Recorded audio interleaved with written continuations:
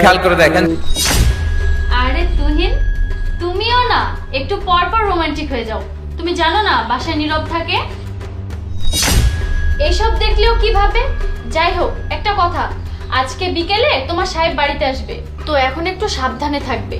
তোমার সাহেব যখন ছিল না তখন আমরা অনেক কোয়ালিটিফুল টাইম স্পেন্ড করেছি। শোনো, তোমার সাহেব এক সপ্তাহ ছুটিতে বাসায় আসছে, ভুল করেও এই এক সপ্তাহ তুমি আমার আশেপাশেও থাকবে না, না হলে তোমার সাহেব সন্দেহ করবে, আর একবার সন্দেহ ঢুকে গেলে অনেক সমস্যা হবে। আরে তুহিন, কিছু বলছো না কেন?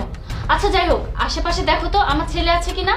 তুহিন, তুই শেষ, আজকে তুই বাঁচবি না, চাকরিটাও হারালি, এই শয়তান বাচ্চাটা সব শেষ করে দিল। হ্যাঁ মালকিন, আমি বলছি তো। কি ব্যাপার তুহিন, তুমি এখন থেকে মালকিন বলতে শুরু করে দিলে? তুমি তোমার স্যারকে কি অনেক ভয় পাও? তোমার সাহেবটা এখনো বাসায় আসেনি, ও বিকেল আসবে, আর বিকেল পর্যন্ত তুমি আমাকে বেবি বলেই ডেকো।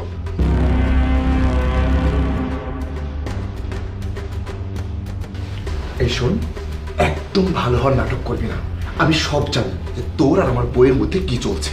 শোন, যদি নিজের ভালো চাস তাহলে আমার বউয়ের কাছে যা।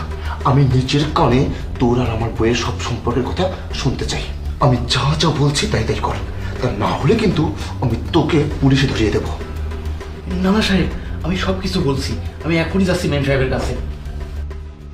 আরে তুহিন, তুমি কথা বলছো না কেন? মালকিন, আমি তো কথা বলছি। তুমি আবারও মালকিন বলতে শুরু করলে। আমি তোমাকে বললাম না তুমি আমাকে এখন বেবি বলে ডেকো? মালকিন শুধু তোমার সাহেবের সামনেই বলবে। আমি বলছিলাম কি মালকিন, সাহেব তো এক সপ্তাহের জন্য বাসায় আসছে, তাহলে কি এক সপ্তাহ জন্য আমি বাড়িতে চলে যাব? আরে কি বলছো কি তুমি? দেখো, তোমাকে ছাড়া আমার এখানে এক মিনিটও মন দাঁড়াবে না, আর তাছাড়া আমার স্বামী তো এখানে এক সপ্তাহের জন্য আসছে, তারপরে তো চলেই যাবে। আমি বলছি কি, আমরা তো গত 6 মাস ধরে স্যারকে বোকা বানিয়ে আসছি। স্যার যদি এসব বুঝে ফেলে কিংবা দেখে ফেলে তাহলে তো অনেক বড় সমস্যা হয়ে যাবে। তার উপরে তো নীরব বাড়িতে আগে থেকেই আছে। আরে তুমি ওসব নিয়ে চিন্তা করো না তো, 6 মাস যখন জানতে পারিনি আর কখনো জানতে পারবে না। আর এমনিতেও নীরব আমার আপন ছেলে না, ও আমার সৎ ছেলে। সো ওকে কিভাবে কন্ট্রোল করতে হয় সেটা আমার খুব ভালো করে জানা আছে।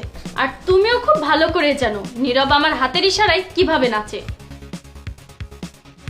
মালকিন, আপনি ওই ছোট বাচ্চাটাকে এত অত্যাচার করেন, আমার ভালো লাগে না। আমি কিছু বলতে চাই, কিন্তু কি বা করতে পারি? আমি তো সামান্য একটা চাকর। আমি যদি কিছু বলি আর আপনি যদি আমাকে কাজে থেকে বের করে দেন, এই ভয়ে আমি কিছু বলতে পারি না। কি বললে তুমি? আমি তোমাকে চাকরি থেকে বের করে দেব? আরে তুমি তো আমার বেবি, তুমি তো আমার জান, তোমাকে আমি কিভাবে কাজ থেকে বের করে বলো?